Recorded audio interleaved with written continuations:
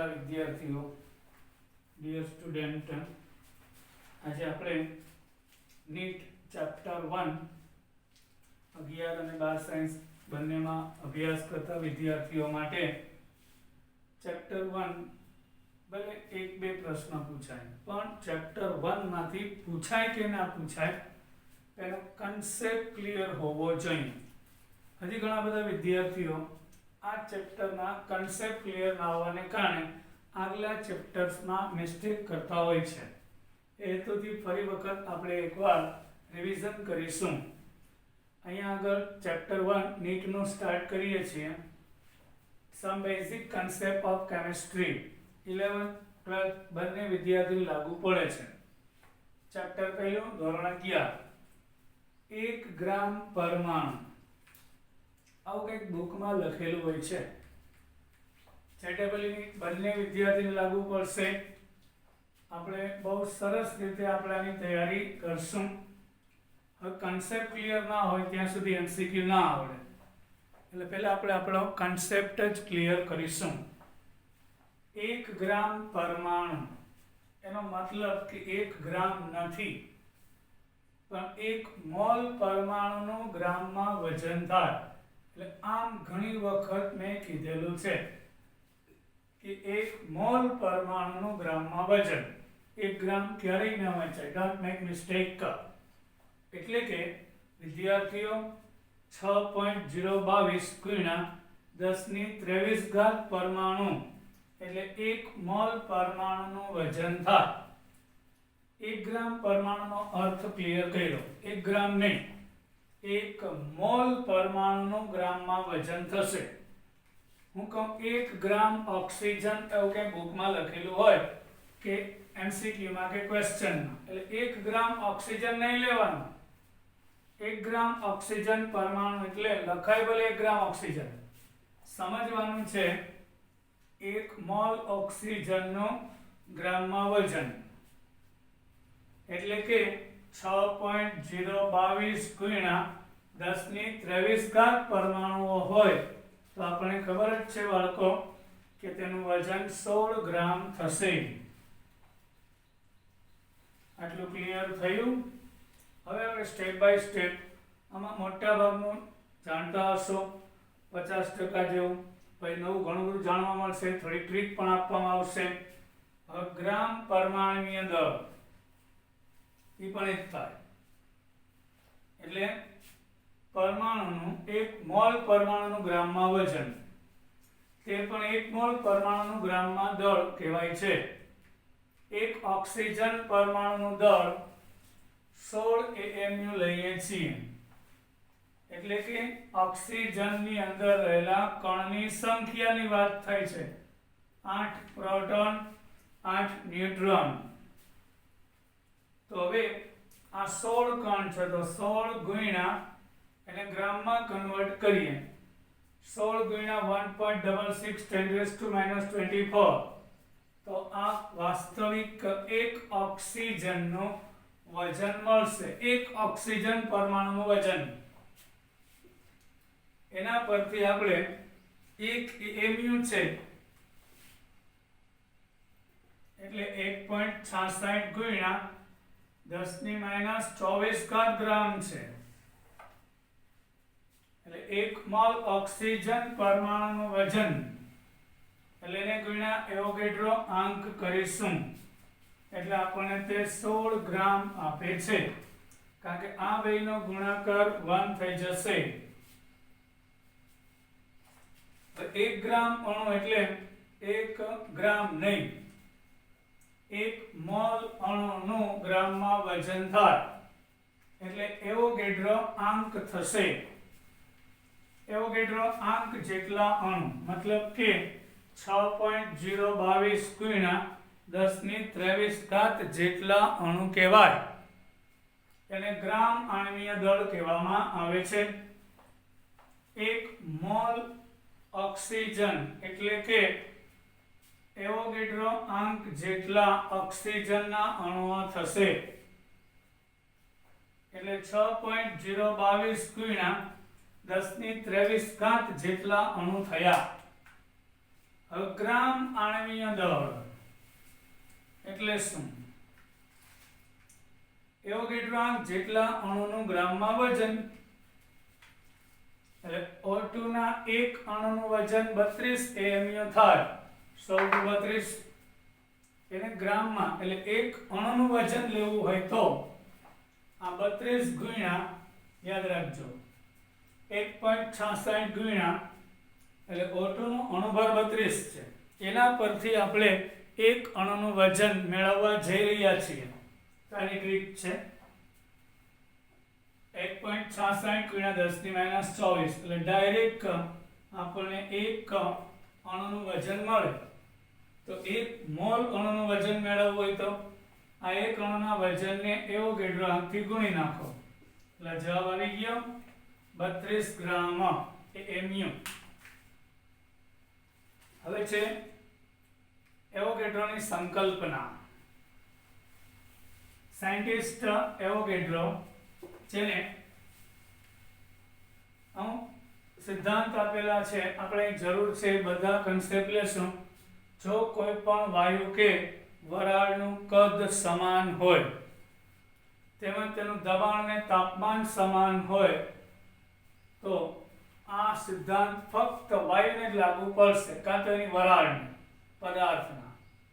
તો અણુની સંખ્યા સમાન. એ શું કહેવા માંગે છે કે આપણે જુદા જુદા વાયુ લઈને, નાઇટ્રોજન, ઓક્સિજન અને હાઇડ્રોજન, એ ત્રણેયનું કદ સમાન છે, ત્રણેયનું તાપમાન સમાન છે, ત્રણેયનું દબાણ સમાન છે, તો ત્રણેયમાં રહેલા અણુઓની સંખ્યા એક સમાન હોય છે, આવું એવોગેડ્રોએ કીધું. આ બધું ક્લિયર હોય તો દાખલા ગણવામાં સરળતા રહેશે. તમને આ બધા કન્સેપ્ટ થઈ જાય પછી એની PDF આપવામાં આવશે. જે કોઈ સ્ટુડન્ટને PDF જોતી હોય તે આ નંબર ઉપર WhatsApp કરી અને માંગી શકે. આ લેક્ચરની પણ PDF આપવામાં આવશે અને આના MCQ એ પણ PDF દ્વારા આપવામાં આવશે. હવે 1 મોલ વાયુ એટલે 6.022 ગુણ્યા 10⁻23 અણુ થશે. NTP હોય કે STP બે એક જ. ઘણીવાર બુકમાં દાખલામાં NTP STP લખે બે એક જ ગણાય છે, એટલે ગણતરીમાં કંઈ ફેર નહીં પડે. 1 મોલ વાયુનું કદ 22.4 લીટર લેવું. NTP કે STP, NTP હોય કે STP એટલે દબાણ 1 વાતાવરણ ને તાપમાન 0 સેલ્સિયસ એટલે 273 કેલ્વિન લેવું. અને જ્યારે વાયુનો જથ્થો 1 મોલ હોય, ઘન કે પ્રવાહીની વાત નથી, ત્યારે વાયુનું કદ 22.4 લીટર થાય. NTP એ 22.4 લીટર વાયુનું દળ, તેનું ગ્રામ આણવીય દળ કહેવાય, એટલે કે અણુભાર ગણાય છે. NTP એ કોઈ પણ વાયુના 22.4 લીટર કદ આપેલું હોય, તેનું જે વજન મળે એ જે તે વાયુનો અણુભાર જેટલું થશે. વાયુનો અણુભાર એટલે કે 2 ગુણ્યા વાયુની બાષ્પ ઘનતા. આ સૂત્ર ફક્ત વાયુને જ લાગુ પડે છે. પાછું એકવાર રિપીટ કરી દઉં, વાયુને જ લાગુ પડશે. વાયુનો અણુભાર એટલે કે 2 ગુણ્યા વાયુની બાષ્પ ઘનતા, એટલે m બરાબર 2 × Vd. આ સૂત્ર છે. m એટલે અણુભાર, Vd એટલે બાષ્પ ઘનતા, અને 2 એનો ગુણાકાર થશે. 2 વડે ગુણવાથી બાષ્પ ઘનતાને વાયુને આપણને વાયુનો અણુભાર મળે છે. એવોગેડ્રો અંક ફિક્સ જ છે 6.022 × 10⁻23. 1 ગ્રામ પરમાણુ તત્વની સંખ્યા બતાવે છે, એટલે 1 મોલ સંયોજનના અણુની સંખ્યા કહેવાય. 1 ગ્રામ પરમાણુ એટલે 1 ગ્રામ નહીં, હમણાં કરાયું. 1 મોલ પરમાણુનું ગ્રામમાં વજન. 1 મોલ સંયોજન. હવે આપણે ડાલ્ટન અને પેટિટનો નિયમ આ આપણી બુકમાં સૂત્ર નથી, ધ્યાન આપજો. પરમાણુ ભારને વિશિષ્ટ ઉષ્મા વડે ગુણો. ઘણીવાર કોઈ ટિપિકલ દાખલો પૂછાય તો આ સૂત્રનો યુઝ થાય છે અમુક ન્યુમેરિકલ્સમાં. એટલે આપણે આને ચેપ્ટર નામ જ ટ્રિક અને ફોર્મ્યુલા આપેલું છે. પરમાણુ ભારને વિશિષ્ટ ઉષ્મા વડે ગુણતા 6.4 થશે ફક્ત ધાતુ માટે. પરમાણુ ભારને તેની વિશિષ્ટ ઉષ્મા વડે ગણો તો તે 6.4 આપે છે. આ 6.4 ફક્ત ધાતુને જ લાગુ પડે, વાયુ કે પ્રવાહીને નહીં. અહીં વિશિષ્ટ ઉષ્મા છે એટલે આનો સૂત્રમાં ફાયદો શું?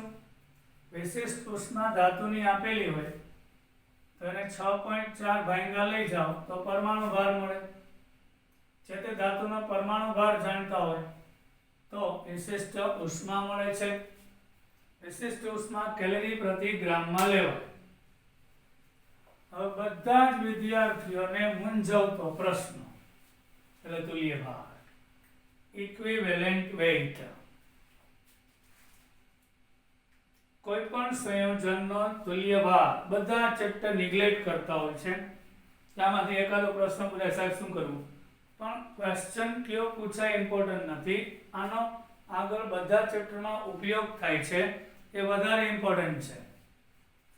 કોઈ પણ સંયોજનનો તુલ્ય ભાર તે સંયોજન કઈ પ્રકારની પ્રક્રિયામાં ભાગ લે છે એના ઉપરથી નક્કી થતો હોય છે.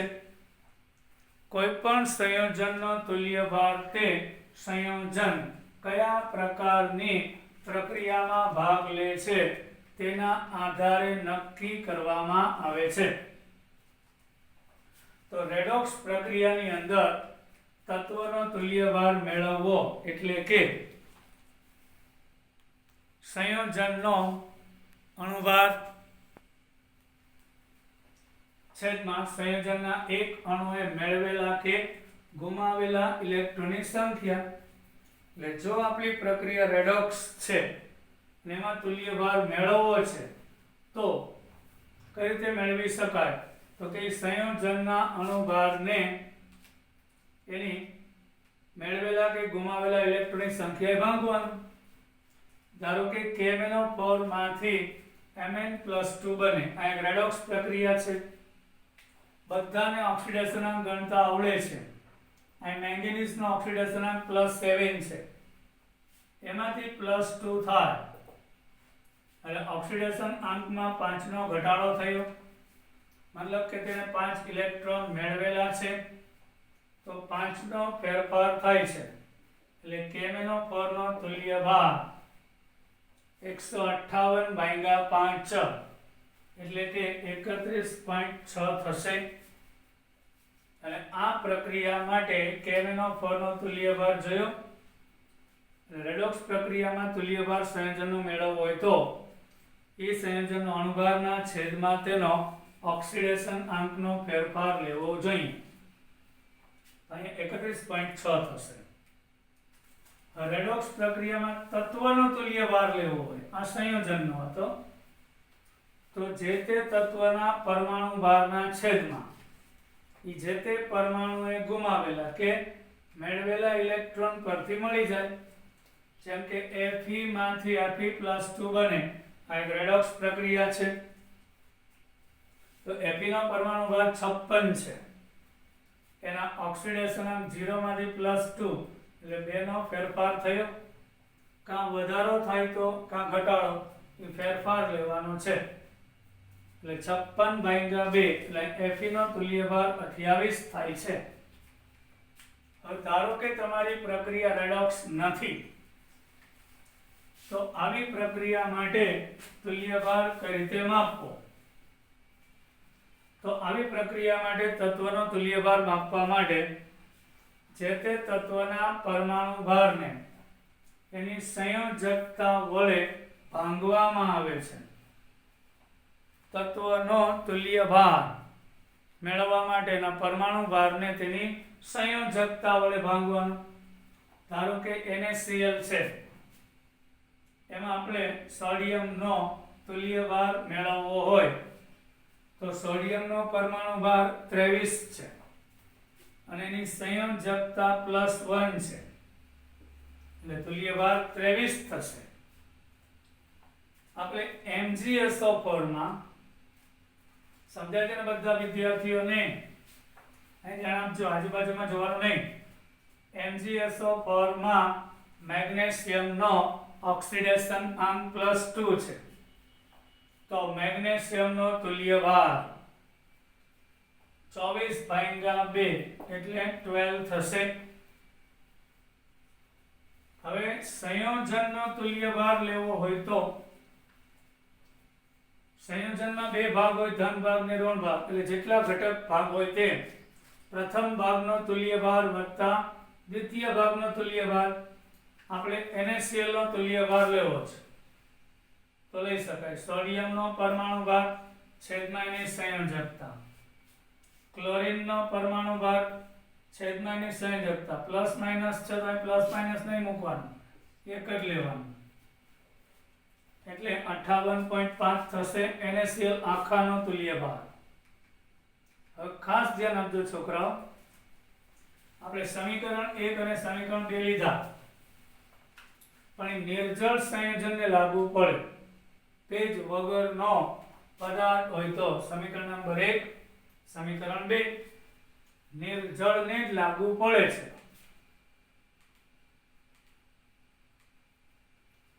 એટલે MgCl6H2 હોય તો લાગુ ન પડે, કારણ કે એમાં સ્ફટિક જળ છે, તો એનો અણુભાર બદલી જશે. ટૂંકમાં કોઈ પણ સંયોજનનો તુલ્ય ભાર એટલે સંયોજનના અણુભારને કાં તેનો ધન વીજભાર કાં તેનો ઋણ વીજભાર, બેમાંથી એક, બેય નહીં, કાં ખાલી ધન ભાર, કારણ કે સંયોજન વીજભારની દ્રષ્ટિએ તટસ્થ હોય, એટલે અહીં શબ્દ લખો સંયોજન, એટલે જેટલો ધન ભાર હોય ને એટલો જ ઋણ ભાર હશે. બેય નહીં, બેમાંથી એક લેવાનું, ની સરખો જ હોય. આ બે ધન લ્યો, બે ઋણ, ખાલી બે, 4 વડે નહીં ભાંગવાનું. તો MgCl2 નો અણુભાર છે 95 અને એની વીજભાર છે 2, વડે ભાંગો એટલે 47.5 મળે છે. હવે NaCl નો તુલ્ય ભાર બીજી રીતે પણ લઈ શકાય. સોડિયમનો પરમાણુ ભાર વત્તા ક્લોરીન એટલે 58.5 થશે. NaCl નો અણુભાર 58.5 ભાગ્યા એની સંયોજકતા, કાં ધનનો ધન ભાર કાં ઋણનો ઋણ ભાર, તો 58.5. હવે AlCl3 નો તુલ્ય ભાર મેળવવો હોય તો એલ્યુમિનિયમનો તુલ્ય ભાર, એક એલ્યુમિનિયમ જ લેવાનું, એનો પરમાણુ ભાર 27, સંયોજકતા 3 એટલે 9 થશે. એક જ ક્લોરીન લેવાનું, 35.5 ભાગ્યા 1 એટલે 35.5 થશે, એટલે સરવાળો 44.5 થાય, તે તેનો તુલ્ય ભાર થયો. હવે આપણે ફટકડીનો તુલ્ય ભાર ગોતવો છે. એલમ ફટકડી, તો ફટકડીનો તુલ્ય ભાર કઈ રીતે ગોતી શકાય? K2SO4 Al2SO4 thrice 24H2O છે. આ ફટકડીનું અણુસૂત્ર છે. અહીં 2K plus 1 sulphate, 2Al plus 3 અને 3 સલ્ફેટ. ધનનો ટોટલ ધનભાર ગણો, આ +8 થાય. ઋણનો ટોટલ ઋણભાર ગણો, એ પણ 8 થાય, બે સરખો જ થાય. તો આ ફટકડીનો તુલ્ય ભાર લેવો હોય તો એના અણુભારને તેની સંયોજકતા વડે ભાંગો, કાં ધનનો ધનભાર કાં ઋણનો ઋણભાર સરખો જ થાય, 8 વડે ભાંગો એટલે આપણને તેનો તુલ્ય ભાર મળશે. હવે એસિડ કે બેઝનો તુલ્ય ભાર ગોતવું હોય તો એસિડના અણુભારને એસિડની બેઝિકતા વડે ભાંગવાનું અને બેઝના અણુભારને બેઝની એસિડિકતા વડે ભાંગવાનું. HCl માંથી એક H પ્લસ અને એક Cl બને છે, માટે HCl ની બેઝિકતા 1 છે. H2SO4 માં 2H+ આપે છે માટેની બેઝિકતા 2 છે. હવે જે એસિડ કેટલા H+ ઉત્પન્ન કરે એની બેઝિકતા કહેવાય. યાદ રાખો એસિડ માંથી કેટલા H+ આયનીકરણથી ઉત્પન્ન થાય તે સંખ્યાને તેની બેઝિકતા કહેવાય. તો આ માટે અણુસૂત્ર જોઈને બેઝિકતા નક્કી ના થાય, તેનું બંધારણ યાદ રાખવું પડે પછી જ તેની બેઝિકતા નક્કી થાય. અહીં આપણે તર્ક લગાડીએ કે HCl માં 1 હાઇડ્રોજન એટલે બેઝિકતા 1, H2SO4 માં 2 હાઇડ્રોજન બેઝિકતા 2 લાગુ પડી ગયું. પણ H3PO2 માં હાઇડ્રોજન 3 છે પણ બેઝિકતા 1 જ છે. એનું કારણ એક જ હાઇડ્રોજન ઓક્સિજન સાથે જોડાય છે અને ધ્રુવીય છે. બાકીના 2 હાઇડ્રોજન ફોસ્ફરસ સાથે ડાયરેક્ટ જોડાય છે. ફોસ્ફરસ અને હાઇડ્રોજનની વિદ્યુતઋણતા સમાન છે એટલે આ બંધ ધ્રુવીય ગણાતો નથી. એટલે એક જ બંધ O અને H વચ્ચેનો ધ્રુવીય ગણાય છે એટલે એક જ H+ આપે માટે એની બેઝિકતા 1 થશે. એટલે બેઝ હોય તો એની એસિડિકતા લેવાય છે. બેઝ કેટલા OH આયનીકરણથી ઉત્પન્ન કરે એની એસિડિકતા થશે. NaOH માં 1 OH- આપે એટલે એસિડિકતા 1. કેલ્શિયમ હાઇડ્રોક્સાઇડ 2 OH આપે એટલે એસિડિકતા 2. હવે H3PO3 નો તુલ્યભાર લેવો હોય તો H3PO3 નો અણુભાર છેદમાં એની બેઝિકતા એટલે H3PO3 નું બંધારણ જોઈએ. અણુસૂત્ર તમે જુઓ તો તમને લાગે કે એમાં 3 હાઇડ્રોજન છે પણ અહીંયા 2 જ હાઇડ્રોજન ધ્રુવીય છે, ઓક્સિજન સાથે જોડાયેલો હોય તે. આ ડાયરેક્ટ ફોસ્ફરસ સાથે છે, આયનીકરણથી છૂટો ન પડે, આ 2 પડે એટલે આની બેઝિકતા 2 થશે. 2 જ H+ આપે. ટૂંકમાં બંધારણ જોવું પડે એટલે અણુભારના છેદમાં 2 આવે. NaOH નો તુલ્યભાર લેવો હોય તો NaOH ની એસિડિકતા 1 છે એટલે અણુભારના છેદમાં 1 એટલે 40/1 એટલે NaOH નો તુલ્યભાર અને અણુભાર બે સમાન થશે. હવે કોઈ પણ આયનનો તુલ્યભાર લેવો હોય તો આખા આયનનો, જેમ કે ClO3- આખાનો તુલ્યભાર લેવો છે તો કઈ રીતે મળે? તેમાં ClO3- નો વજન, આયનનું વજન, આયનનો અણુભાર છેદમાં ની સંયોજકતા. ક્લોરીનનો પરમાણુ ભાર 35.5, 3 ઓક્સિજન એટલે 16 તેરી 48 તો અહીંયા આગળ 83.5 થશે. Na/1 એટલે એનો તુલ્યભાર 83.5 લેવાય.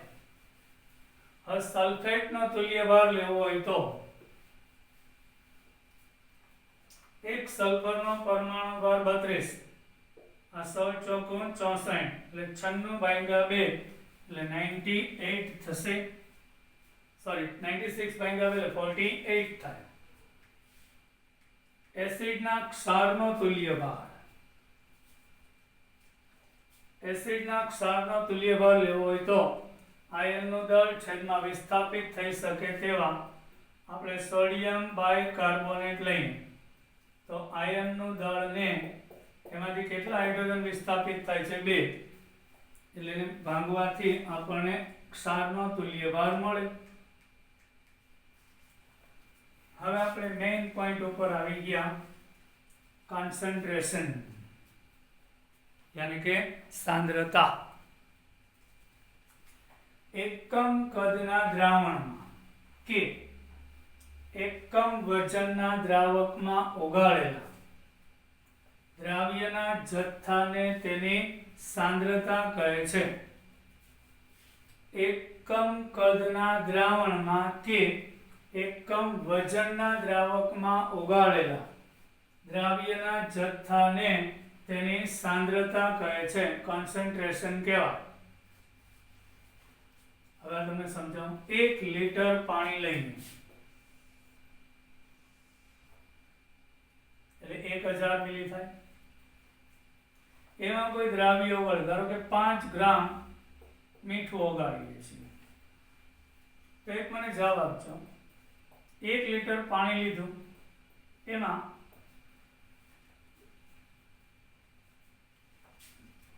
પેલા 5 ગ્રામ મીઠું નાખ્યું અને પછી પાણી ઉમેરીને કદ 1 લિટર કરી નાખ્યું. તો મીઠું તો પાણીમાં દ્રાવ્ય છે એટલે કદ 1 લિટર જ રહેશે. મીઠું નાખ્યા પહેલા પણ કદ 1 લિટર ને નાખ્યા પછી પણ 1 લિટર રહેશે. એટલે વ્યાખ્યામાં શબ્દ કદ વાપર્યો. એકમ કદ એટલે 1 લિટર. જ્યારે વજનની વાત આવી ત્યારે મેં એકમ કદના દ્રાવણ એકમ વજન શું કામ લીધું કહું. હું 1 કિલો પાણી લઉં એટલે 1000 ગ્રામ પાણી, પણ એમાં હું 5 ગ્રામ મીઠું નાખું તો મારું વજન નવું છે 1005 થઈ જાય. માટે આના માટે મારે દ્રાવણ શબ્દ નહીં, ત્યાં દ્રાવક લેવો પડે. અહીં મીઠું નાખ્યા પહેલા પણ 1 લિટર હતું, નાખ્યા પછી પણ 1 લિટર હશે, એટલે ત્યાં દ્રાવણ શબ્દ વાપરો. પાછું એકવાર ના સમજાણું હોય તો 1 લિટર પાણીમાં મીઠું નથી નાખ્યું તો કદ કેટલું હતું? 1 લિટર. હવે મીઠું પાણીમાં ઓગળી જાય છે, દ્રવ્ય છે, એટલે પાણીનું કદ નહીં બદલે, એકનું એક જ રહેશે. એટલે એકમ કદના દ્રાવણમાં શબ્દ આવ્યો. અહીં એકમ વજનનો દ્રાવક આવે, કારણ કે મીઠું ઓગાળ્યા પહેલા વજન 1000 ગ્રામ હતું, મીઠું ઓગાળ્યા પછી 1005 થઈ જાય, એટલે મારે 1 કિલોગ્રામ દ્રાવક લેવો પડે, કારણ કે પછી એનું વજન બદલશે. એટલે વ્યાખ્યામાં એ શબ્દ યુઝ થાય છે. એકમ કદના દ્રાવણમાં કે એકમ વજનના દ્રાવકમાં ઓગાળેલા દ્રાવ્યના જથ્થાને તેની સાંદ્રતા કહેવાય. તમે પાણી ભરેલો ગ્લાસ લ્યો છો, ધારો કે 3 પાણી ભરેલા ગ્લાસ લઈને ત્રણેયમાં એક સરખું પાણી રાખ્યું, એકમાં 1 ચમચી મીઠું, બીજામાં 2 અને ત્રીજામાં 3, તો આ 3 ચમચી વાળું પાણી વધારે ખારું લાગશે. બસ એ જ એની સાંદ્રતા. એટલે કેટલો જથ્થો દ્રાવ્ય થયેલો છે એકમ કદમાં, તે જ તેની સાંદ્રતા કહેવાય છે.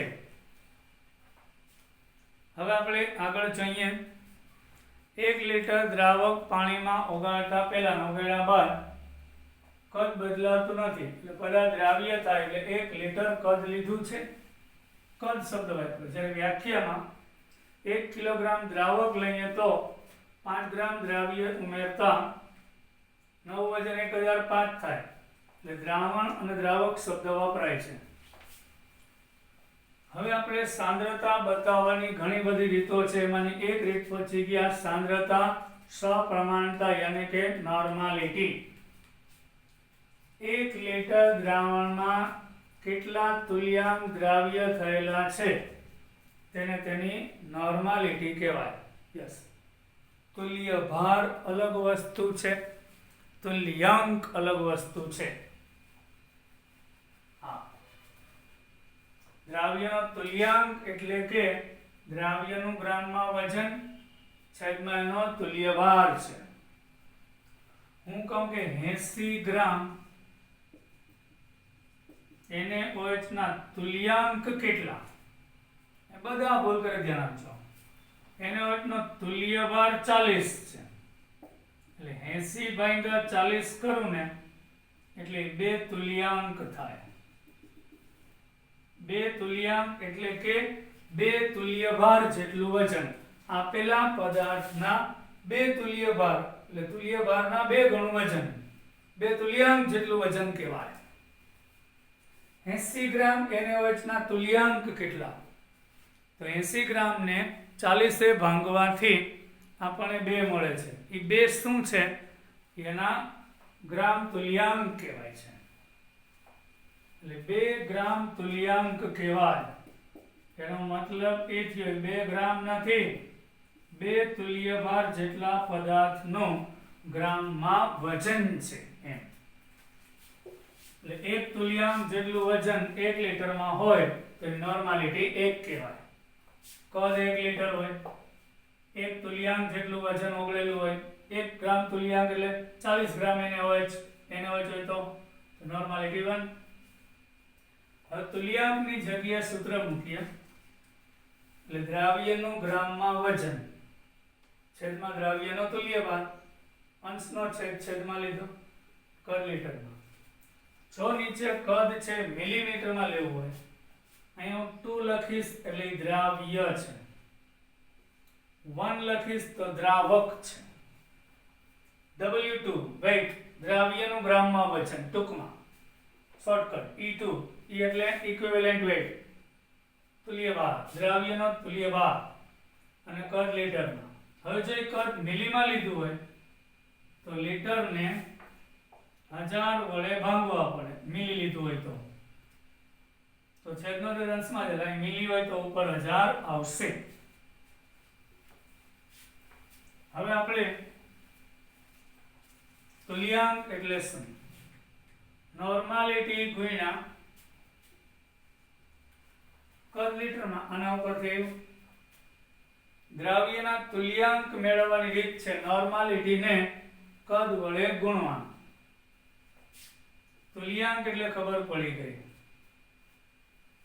1 તુલ્યભાર જેટલું વજન એટલે 40 ગ્રામ NaOH હોય તો 1 તુલ્યભાર એટલે 1 ગ્રામ તુલ્યાંક NaOH કહેવાય. 2 તુલ્યાંક એટલે 2 તુલ્યભાર જેટલું વજન. આ મિલી તુલ્યાંક છે. જો કદ તમે મિલીમાં લીધું હોય તો એ મિલી તુલ્યાંક આપશે. આ બધી આપણે દાખલામાં જરૂર પડવાની છે. હવે મોલારિટી આપણે પહોંચ્યા. મોલારિટી એટલે કે 1 લીટર દ્રાવણમાં દ્રાવ્યના મોલની સંખ્યા. 1 લીટરમાં 1 મોલ ઓગળેલો હોય તો મોલારિટી 1. 1 લીટરમાં 5 મોલ ઓગળેલા હોય તો મોલારિટી 5. 1 લીટરમાં 10 મોલ ઓગળેલા હોય તો મોલારિટી 10 થશે. મોલારિટી એટલે 1 લીટર દ્રાવણમાં દ્રાવ્ય થયેલા મોલની સંખ્યા. એટલે દ્રાવ્યના મોલ છેદમાં કદ લીટરમાં. હવે મોલ એટલે ખબર જ છે વજનના છેદમાં અણુભાર. દ્રાવ્યનું ગ્રામમાં વજન છેદમાં અણુભાર લીધો. દ્રાવણનું કદ લીટરમાં લેવાય. W2 દ્રાવ્યનું ગ્રામમાં વજન, M2 દ્રાવ્યનો અણુભાર. જો કદ મિલીમાં લીધું તો ઉપર 1000 આવશે. હવે દ્રાવ્યના મોલ ગોતવા હોય તો અહીંયા વહે મોલારિટી ગુણ્યા કદ લીટરમાં લઈ લ્યો તો દ્રાવ્યના મોલ મળશે. ચાહે કદ મિલીમાં હોય તો દ્રાવ્યના મિલીમોલ મળશે. મોલારિટી ગુણ્યા કદ મિલીમાં લ્યો તો દ્રાવ્યના મિલીમોલ મળશે. આ બધા શોર્ટકટ છે સોલ્વ કરવા માટેના, ધ્યાન આપજો. તો દ્રાવ્યના મોલ એટલે શું? મોલારિટી ગુણ્યા કદ મિલીમાં, કદ લીટરમાં. હવે મોલારિટી એટલે વજનના છેદમાં અણુભાર. તેને ગણ્યા 1000.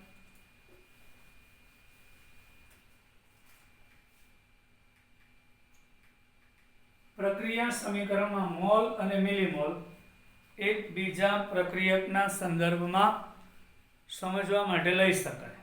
જેમ કે NaOH ની HCl સાથે પ્રક્રિયા થાય તેમાં NaCl અને પાણી બનશે. આ 1 મોલ વપરાય તો આ 1 મોલ વપરાય છે તો આપણે 1 મિલીમોલ, આ 1 મિલીમોલ વપરાય. એ સંદર્ભમાં ગણતરીઓ આવશે. મોલારિટી એટલે મોલ પ્રતિ લીટર અને નોર્માલિટી એટલે તુલ્યાંક પ્રતિ લીટર થાય. હવે નોર્માલિટી ને મોલારિટી વડે ભાંગીએ એટલે અહીંયા 1 લીટર છે, અહીંયા 1 લીટર છે તો તુલ્યાંક પ્રતિ લીટર મોલ પ્રતિ લીટર, લીટર લીટર ઉડી જાય એટલે તુલ્યાંક પ્રતિ મોલ આવે. હવે તુલ્યાંક એટલે દ્રાવ્યનું વજન દ્રાવ્યનો તુલ્યભાર. મોલ એટલે દ્રાવ્યનું વજન દ્રાવ્યનો અણુભાર. છેદનો છેદ અંશમાં W2 જાય તો m2 ના છેદમાં e2 એટલે ગુણોત્તર અવયવ સંયોજકતા અવયવ આવ્યો, જે એ એસિડિકતા, બેઝિકતા કે સંયોજકતા કહેવાય. એના ઉપરથી સૂત્ર આવ્યું નોર્માલિટી માંથી ડાયરેક્ટ મોલારિટી, અને મોલારિટી માંથી ડાયરેક્ટ નોર્માલિટી મળી જાય જે તે પદાર્થની.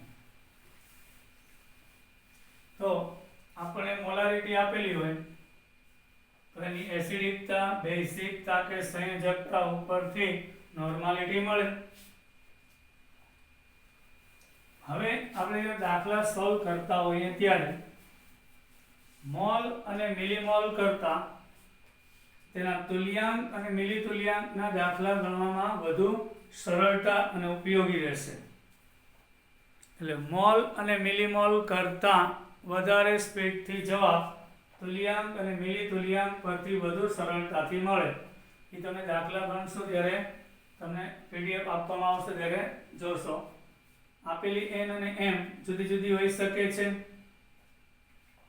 નોર્માલિટી, મોલારિટી જુદી જુદી હોઈ શકે, પણ તુલ્યાંક અને મિલીતુલ્યાંક જે તે પદાર્થને મિશ્ર કરી બદલાશે નહીં. એટલે તુલ્યાંક અને મિલીતુલ્યાંકમાં જ ગણતરી કરશું.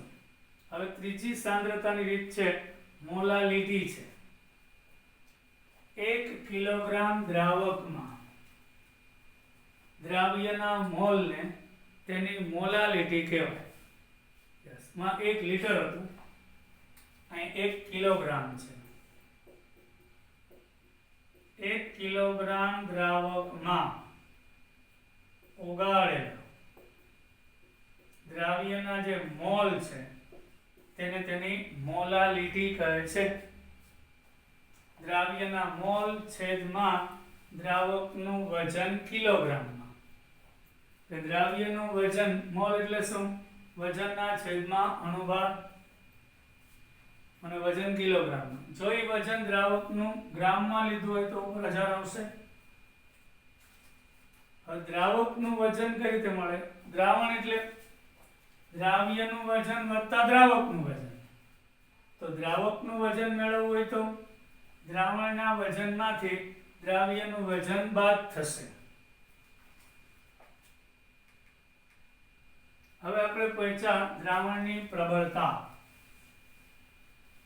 એને સ્ટ્રેન્થ કહેવાય છે. એના ઉપરથી S લેશન. સાંદ્રતાની એક રીત છે દ્રાવણની પ્રબળતા પણ કહેવાય છે. 1 લીટર દ્રાવણમાં હાજર દ્રાવ્યના જથ્થાને દ્રાવણની પ્રબળતા કહેવાય. 1 લીટર દ્રાવણમાં હાજર રહેલા દ્રાવ્યના જથ્થાને દ્રાવણની પ્રબળતા કહેવામાં આવે છે. હવે પ્રબળતા બરાબર દ્રાવ્યનું વજન છેદમાં દ્રાવણનું કદ લીટરમાં. વજન W લે અને કદ V લીટરમાં લે તો આ સૂત્ર આવ્યું નોર્માલિટીનું. પહેલા તો પ્રબળતા એટલે શું? 1 લીટર કદમાં દ્રાવ્યનું વજન એટલે વજન પ્રતિ લીટર થાય. મોલારિટી એટલે મોલ પ્રતિ લીટર, અહીંયા ગ્રામ પ્રતિ લીટર છે. હવે તો નોર્માલિટીનું સૂત્ર શું છે? દ્રાવ્યનું વજન, દ્રાવ્યનો તુલ્ય ભાગ અને કદ લીટરમાં. વજન પ્રતિ લીટર એટલે S થઈ ગયું. આના ઉપર આ નોર્માલિટીનું સૂત્ર છે. એમાં તમે જો W એટલે દ્રાવ્યનું વજન, દ્રાવ્યનો તુલ્ય ભાગ, કદ લીટરમાં. વજનના છેદમાં લીટર એટલે સ્ટ્રેન્થ. તો S બરાબર N into E આવી ગયો. એટલે કોઈ પણ દ્રાવણની નોર્માલિટીને એના તુલ્યભાર વડે ગુણી નાખો એટલે આપણને દ્રાવણની પ્રબળતા નક્કી કરી શકાય. પછી જે વેઇટ પર વેઇટ, વજનથી ટકા, percentage weight by weight, એટલે કે તમારો દ્રાવ્ય છે એ પણ ગ્રામમાં આપેલો હોય, દ્રાવક એ ગ્રામમાં હોય, ત્યારે વજનથી ટકા લેવા. percentage weight by weight એટલે વજનથી ટકા. તો દ્રાવ્યનું ગ્રામમાં વજન એને ગુણ્યા 100 છેદમાં દ્રાવણનું ગ્રામમાં વજન લઈએ તો આપણને વેઇટ બાય વેઇટ મળે. હવે કદથી ટકા, તો દ્રાવ્યનું કદ મિલીમાં એને ગુણ્યા 100 છેદમાં દ્રાવણનું કદ મિલીમાં. પછી વજન કદથી ટકા, તો અહીંયા દ્રાવ્યનું વજન ગ્રામમાં, દ્રાવણનું વજન એ દ્રાવણનું કદ આવશે મિલીમાં, દ્રાવણનું કદ મિલીલીટરમાં. તો આપણને વજન કદથી ટકા મળશે. 25% વેઇટ બાય વેઇટ દ્રાવણ, એટલે કે 100 ગ્રામ દ્રાવણમાં દ્રાવ્ય થયેલા 25 ગ્રામ દ્રાવ્ય અને 75 ગ્રામ દ્રાવક, ટોટલ 100 થઈ જાય. બે વજનથી છે, ટકાવારી હંમેશા 100 હોય, એટલે ટોટલ 100% હોય એટલે 100 ગ્રામ ધારીએ, તેમાં 25 ગ્રામ દ્રાવ્ય અને 75 ગ્રામ દ્રાવક થશે. 30% વોલ્યુમ પર વોલ્યુમ સાંદ્રતા છે, તો 100 મિલી ધારીએ તો 100 મિલીમાં 25 મિલી, આ 100 મિલીમાં 30 મિલી દ્રાવ્ય અને 70 મિલી દ્રાવક થશે. પણ 15% વેઇટ પર વોલ્યુમ, અહીં ખાસ ધ્યાન આપજો, અહીંયા કદ 100 મિલી હોય એ દ્રાવણ, દ્રાવક નહીં, એમાં 15 મિલી 15 ગ્રામ દ્રાવ્ય છે. હવે આપણે પહોંચ્યા મોલ અંશ. સાંદ્રતાની એક રીત છે મોલ અંશ કહેવાય છે. દ્રાવકના મોલ અંશ, અહીંયા આપણે A ને B લેશું. દ્રાવક એટલે A અને દ્રાવ્ય એટલે B. અને દ્રાવ્ય માટે આપણે 2 અને 1 વાપર્યું તો બસ એ જ. જે તે ઘટકના મોલ અંશ એટલે દ્રાવકના મોલ છેદમાં દ્રાવણના કુલ મોલ મને ભાંગવામાં આવે, તો દ્રાવકના મોલ Na છે અને કુલ મોલ Na પ્લસ Nb છે. હવે દ્રાવ્યના મોલ અંશ હોય તો દ્રાવ્યના મોલ છેદમાં દ્રાવણના કુલ મોલ, એટલે Nb ના છેદના Na પ્લસ Nb. તો આ બંને સમીકરણ પરથી બેના મોલ અંશનો કુલ સરવાળો 1 થશે. આને આપણે XA કહીએ, આને XB કહીએ.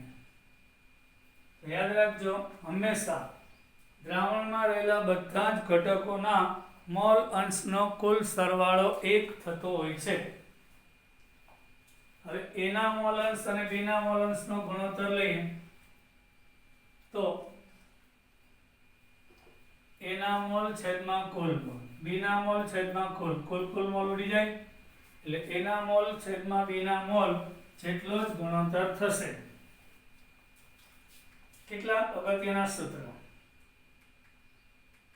શોર્ટકટ છે આ બધા. હવે અહીં 2 એટલે દ્રાવ્ય લેશું, જ્યાં 2 છે દ્રાવ્ય છે ને 1 છે દ્રાવક લેશું. હવે મોલારિટી એટલે શું? શોર્ટકટ, દ્રાવ્યનું ગ્રામમાં વજન છેદમાં દ્રાવ્યનો અણુભાર, દ્રાવણનું કદ મિલીલીટરમાં અને ઉપર 1000. મોલારિટી લેવું હોય તો દ્રાવ્યનું ગ્રામમાં વજન, દ્રાવ્યનો અણુભાર અહીં 1, આ દ્રાવકનું ગ્રામમાં વજન છે 1 આવ્યું, દ્રાવક ઉપર 1000. નોર્માલિટી એટલે શું?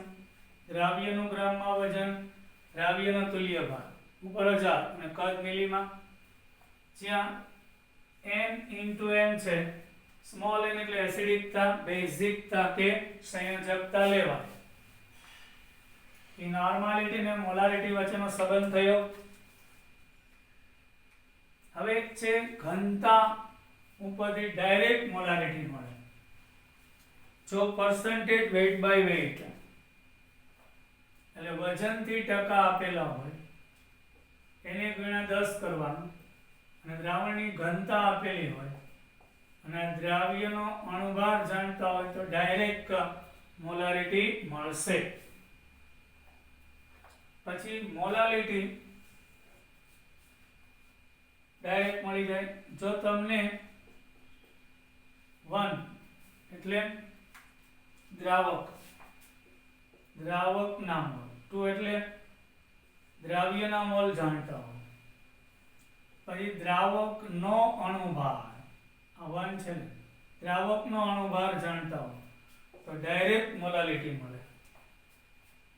અથવા તો x2 એટલે દ્રાવ્યના મોલ અંશ આપેલા હોય છેદમાં દ્રાવકના મોલ અંશ લીધું n2/n1 એટલે x2/n1 m x1 1000 into m1.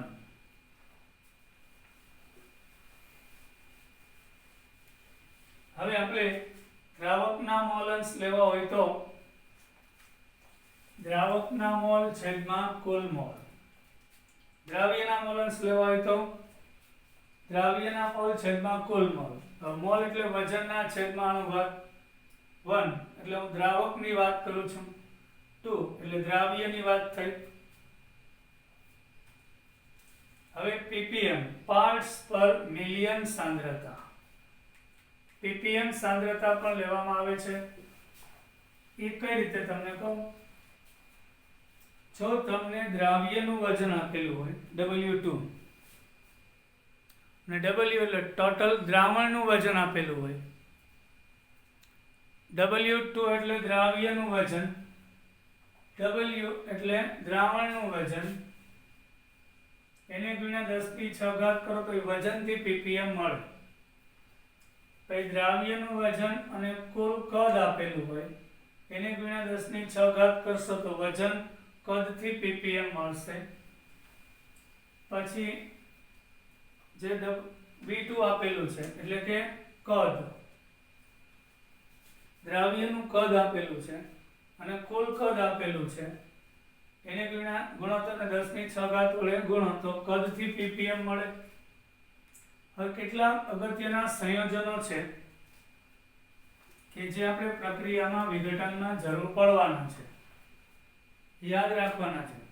આપણે આલ્કલી ધાતુ અને આલ્કલાઇન અર્થ ધાતુ લઈએ, એના સંયોજન પર તાપમાનની અસર લઈએ તો આલ્કલી ધાતુના સલ્ફેટ ક્ષારો કે જે ખૂબ જ સ્થાયી છે એને ગરમ કરતા કોઈ પ્રક્રિયા ન થાય, આ યાદ રાખવાનું.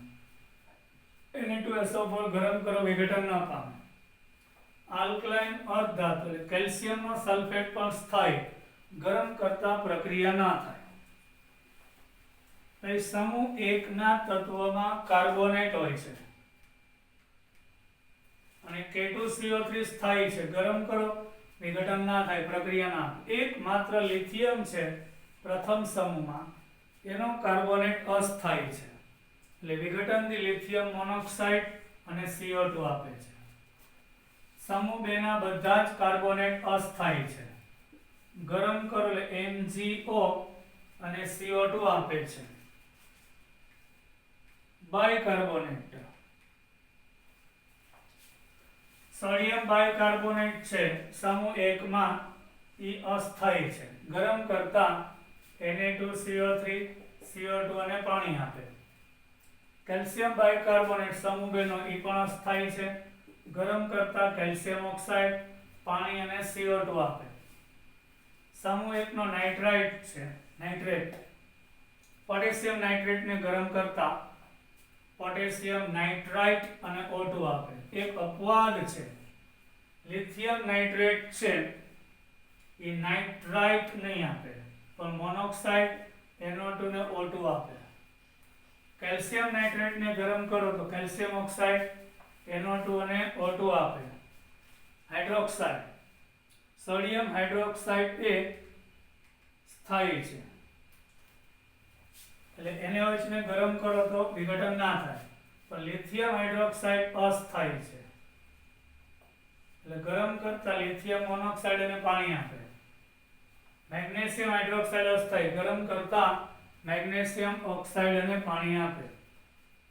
નાઇટ્રાઇડ સમૂહ 1 ના તત્વો એટલે એમાં લિથિયમ એક જ એવું છે એ નાઇટ્રાઇડ આપે, બાકી સોડિયમ, પોટેશિયમ, રૂબિડિયમ, સીઝિયમ એકેય નાઇટ્રાઇડ આપતા નથી. સમૂહ 2 માં બધા તત્વો, બધી જ ધાતુઓ M3N2 નાઇટ્રાઇડ આપે.